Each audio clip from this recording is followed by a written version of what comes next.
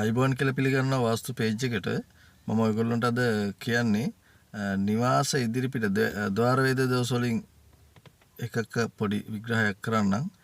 ద్వාර වේද දෝෂ කියන්නේ ප්‍රධාන දොරත් එක්ක හට ගන්නා දෝෂ.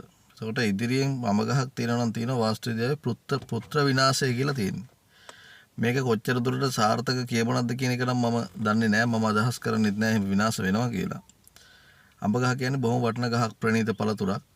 එතකොට මේකෙන් වෙන එක හානියක් තියෙනවා විද්‍යාත්මකව. මේකෙන් නිතරම දිවා කාලයේදී මෙන්ම රාත්‍රී කාලයේදීත් කිරි වැටෙනවා බිමට. අඹ අතු වලින්, එතකොට චූටි කිනිති වලින් වැටෙනවා. ඊට පස්සේ මල් හැදෙන කාලෙට මල් වැටෙනවා. එහෙම ප්‍රශ්න තියෙනවා. කිරි වැටෙනවා බිමට. එතකොට වාහනවත් අපි අඹ ගහකට නතර කරන්නේ අඹ කිරි වැටුනහම මේ පේන්ට් එක පවා පිච්චිලා විනාශ වෙලා යනවා. එතකොට ඇඳුම් වලට වටුනත් ඒ වගේ. මිනිස්සුගේ ඇහැට වටුනත් ඒ වගේ. අර ඒ වගේ හානි වෙන්න පුළුවන්.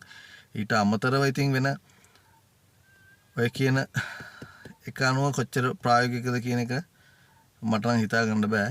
අඹ ගහ කියන්නේ ඇත්තටම හොඳ ශාකයක්, ප්‍රණීත පළතුරක්.